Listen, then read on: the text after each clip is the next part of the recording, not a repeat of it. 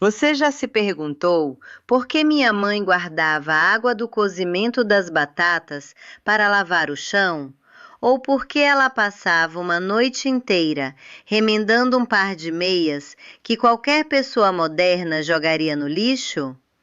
Hoje em dia, as pessoas ganham milhares e ainda vivem com medo da próxima conta.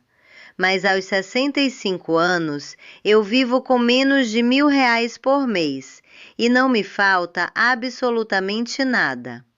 O segredo não está no que eu ganho, mas no que eu sei. Hoje, eu estou abrindo o caderno da Dona Benedita para te mostrar como ser verdadeiramente livre. Meu vizinho estaciona na garagem toda noite, num carro que ainda cheira a couro e a prestação. Ele ganha R$ 25.000 por mês e não consegue dormir.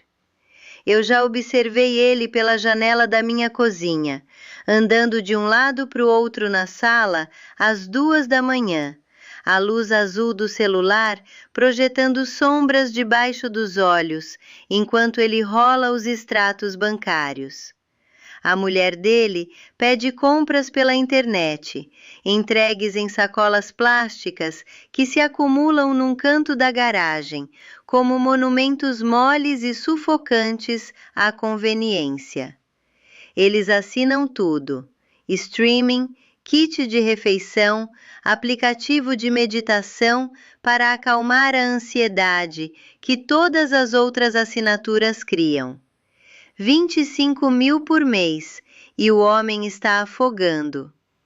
Ele me disse uma vez, debruçado sobre a cerca com a postura derrotada de quem confessa um pecado, que se perdesse um único contra-cheque, toda a arquitetura da vida dele desmoronaria em 45 dias.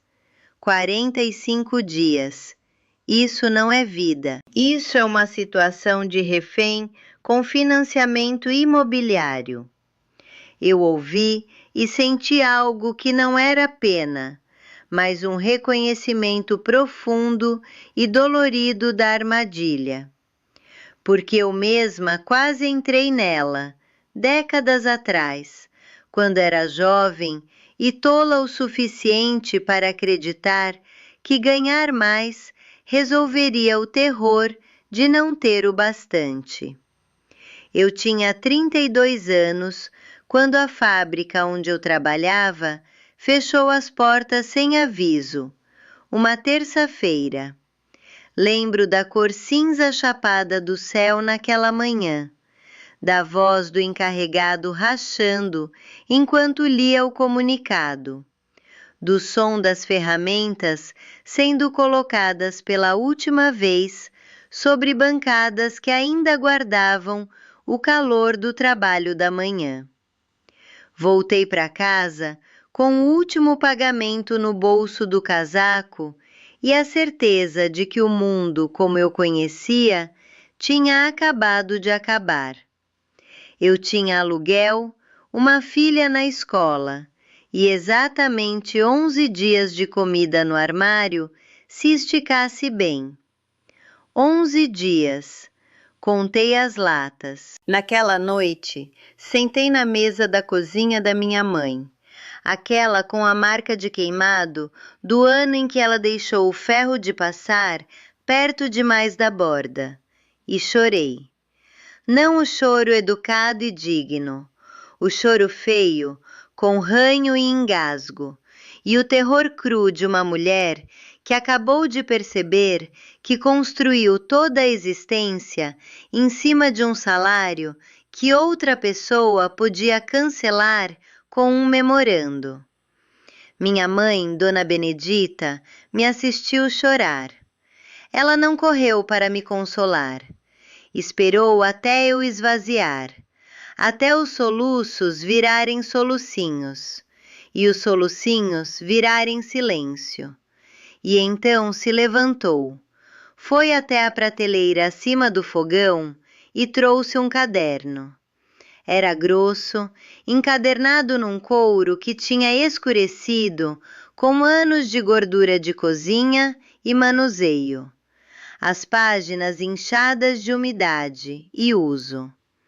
Ela colocou na mesa entre nós como um cirurgião coloca o bisturi. Tudo o que você precisa saber, ela disse, tá aqui dentro. Eu vivi com menos do que você jamais vai ganhar e nunca me faltou nada. Aquele caderno se tornou minha Bíblia, minha Constituição, minha declaração de independência da economia do medo. E hoje eu vou abrir ele para você. A primeira página do caderno da Dona Benedita está manchada de sebo e soda. A letra é apertada e prática, sem floreios, sem enfeite, só a receita do sabão. Sabão de verdade. Não aquelas barras perfumadas embrulhadas em papel de seda que custam R$ 15 na farmácia, mas os blocos densos e cor de âmbar que minha mãe fazia com gordura de cozinha guardada e cinza de madeira. Eu faço do mesmo jeito que ela fazia. Tenho uma lata ao lado do fogão e toda vez que cozinho com gordura, as aparas de um frango assado, o pingado do bacon, o resíduo gorduroso de refogar cebola, eu escorro a gordura fria naquela lata. Quando enche, coo num pano e despejo numa panela. Num balde separado, passo dias filtrando água pela cinza de madeira de lei, produzindo um líquido escuro e cáustico, que minha mãe chamava de sangue do fogo. Misturo os dois na proporção certa, mexo com uma colher de pau até a mistura engrossar na consistência de mingau. Despejo no molde que cortei de um toco de pinho e espero. 3 semanas depois, tenho sabão. Não é bonito, tem cor de mel escuro, é um pouco áspero ao toque e não cheira a nada além de limpeza pura. Lava roupa, louça, chão, pele e cabelo. Não compro sabão há mais de 30 anos. Essa prática sozinha me economiza uns R$ 300 por ano, o que pode parecer insignificante até você perceber que insignificância, acumulada por 3 décadas, é uma fortuna silenciosa. O segundo truque é o que minha mãe chamava de cozinhar do osso para fora. Na cozinha dela, nada morria 2 vezes. Um frango não era uma refeição, era um projeto de 3 dias. Na primeira noite, comíamos o bicho assado, pele crocante e perfumado de alho e alecrim do vasinho da janela. No segundo dia, eu arrancava cada fiapo de carne restante da carcaça, misturava com pão amanhecido, ensopado no caldo, um punhado de qualquer verdura que estivesse ameaçando murchar na geladeira, e assava num pudim salgado mais satisfatório do que qualquer coisa que você vai encontrar num cardápio de restaurante. No terceiro dia, os ossos iam para dentro de uma panela de água com casca de cebola, talo de cenoura, folha de salsão e uma folha de louro, e ficavam fervendo por horas, enchendo a casa de um vapor tão rico que dava quase para mastigar.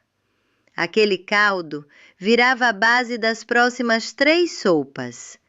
Cascas de batata eram fritas crocantes com sal e páprica. Pão dormido virava farinha de rosca, guardada num pote para empanar, engrossar e render.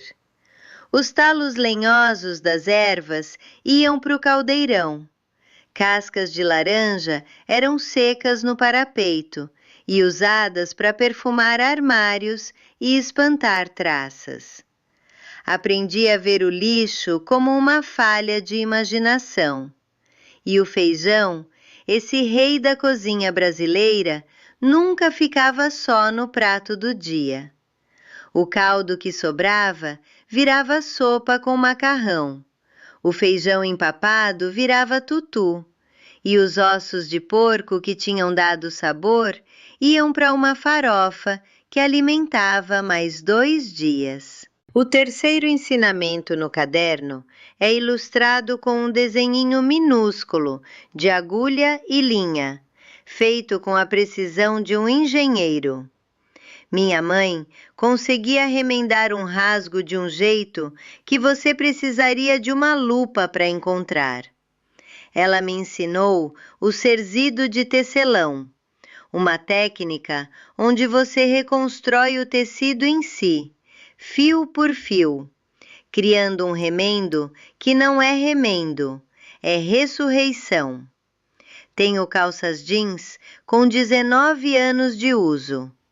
Tenho um casaco de inverno que era da minha mãe e ainda me esquenta porque eu troquei o forro, recosei as costuras e encerei o tecido de fora com uma mistura de cera de abelha e óleo de linhaça. Uma pessoa moderna vê um buraco e vê lixo. Eu vejo um buraco e vejo 20 minutos de trabalho tranquilo à luz do lampião.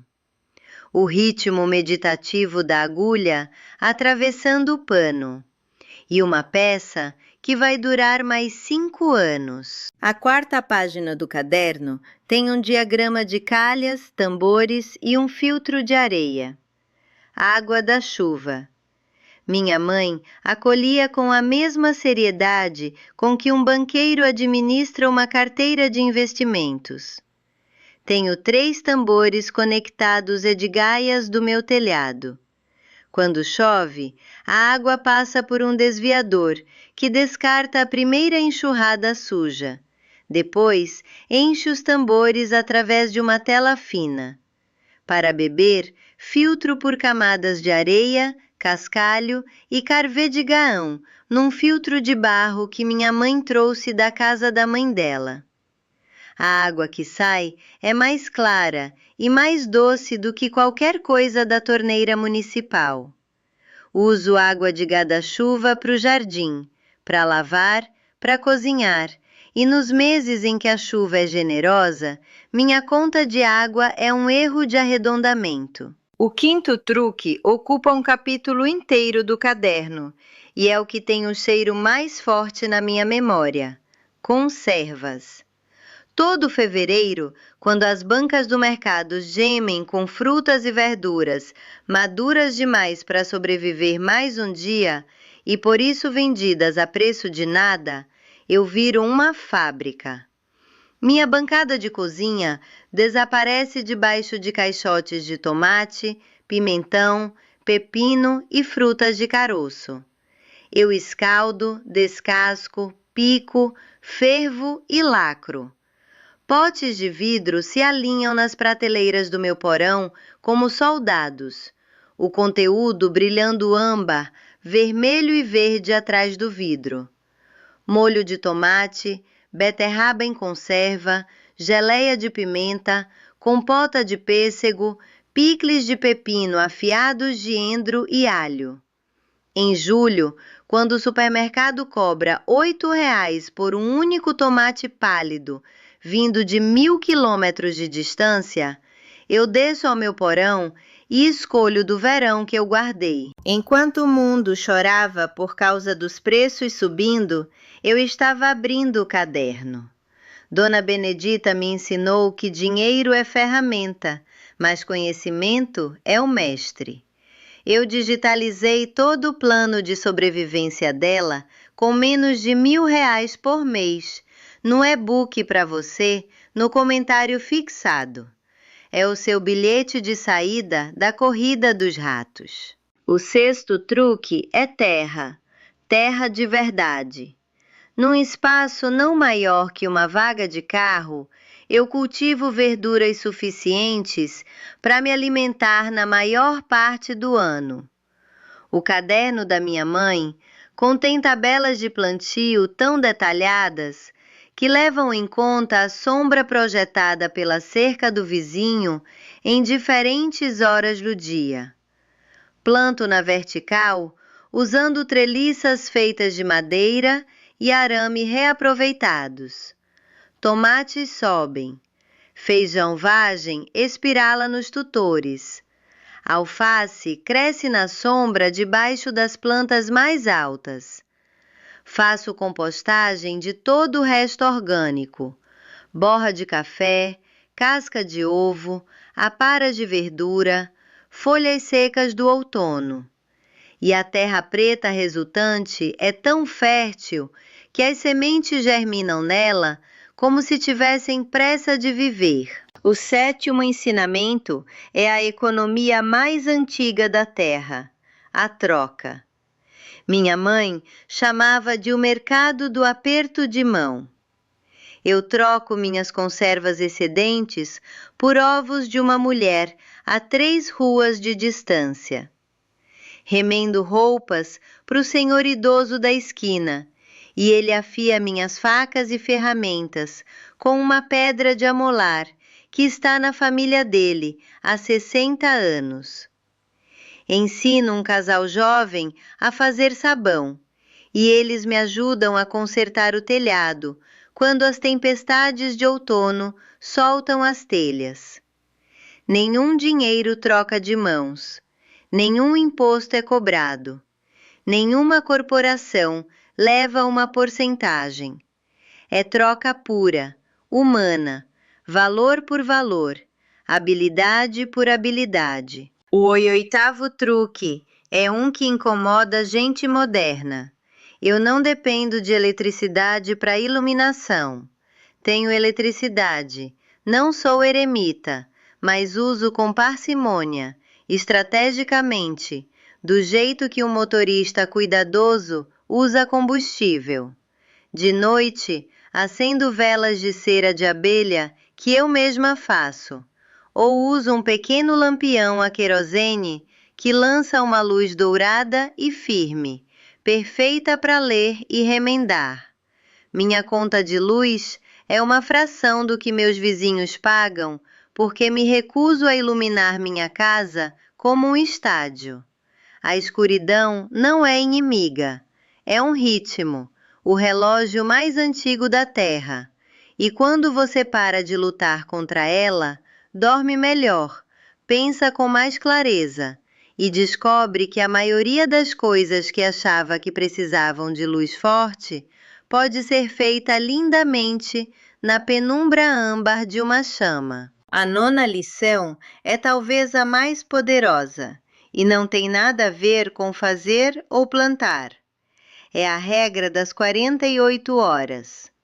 Dona Benedita escreveu em letras maiúsculas numa página sozinha, sublinhada 3 vezes. Antes de gastar dinheiro em qualquer coisa que não seja comida ou remédio, espera 48 horas. É isso, é a regra inteira. E ela me economizou mais dinheiro do que todos os cupons, todas as promoções, todos os códigos de desconto da história do comércio. Porque a verdade é que a maioria do que compramos numa febre. Um lampejo de desejo, um momento de fraqueza, a ilusão de que aquele objeto vai preencher algum vazio. 48 horas é tempo suficiente para a febre passar. Não consigo contar as coisas que quase comprei e que 2 dias depois nem lembrava que queria. A regra não proíbe gastar. Ela exige consciência. E consciência, numa economia de consumo projetada para te manter dormindo, é o ato mais radical de rebelião que existe. O 10º e último truque está no canto da minha cozinha agora mesmo, como esteve no canto de toda a cozinha que eu já tive. É um pote de barro, pesado, sem esmalte, com uma tampa de madeira que meu pai talhou. Minha mãe chamava de o pote que nunca esvazia. Todo dia, todas as moedas que passam pelas minhas mãos, as menorzinhas, as que parecem nada, vão para o pote. Eu não conto quando jogo dentro. Não abro o pote até ele encher. E um pote cheio Eu aprendi, guarda entre 400 e 500 reais em moedas miúdas. Leva meses para encher. E quando enche, vai para uma caixa debaixo da minha cama, junto com os outros potes cheios. E aquela caixa é meu fundo de emergência, meu seguro, minha muralha contra a catástrofe. Não é muito pelos padrões de um consultor financeiro, mas eu nunca, nenhuma vez, fiquei sem poder pagar por uma emergência, porque o pote está sempre enchendo, silencioso, constante, do jeito que um rio enche com a chuva que cai tão suave que você nem nota até que as margens estejam altas. Tenho 65 anos. Minhas mãos são calejadas de fazer sabão, cuidar da horta e remendar. Meu porão está cheio. Minha horta dorme debaixo da palha, esperando a primavera. Meu pote de moedas está pela metade e crescendo. Não devo nada a ninguém. Nenhum banco me manda carta. Nenhuma empresa de cobrança sabe meu nome. Vivo com menos de R$ 1.000 por mês e não me falta nada, porque Dona Benedita me ensinou a diferença entre pobreza e simplicidade. Pobreza é quando o mundo tira de você e você não pode revidar. Simplicidade é quando você olha para o mundo e diz: não, obrigada, eu já tenho o que preciso. O caderno está na minha prateleira, mais gorduroso e mais inchado do que nunca. E às vezes, de noite, à luz da vela, eu acrescento uma página nova. Porque a educação da suficiência nunca termina. E a pessoa mais rica que já viveu não é aquela que acumulou mais, mas aquela que descobriu com certeza absoluta que já tinha o bastante.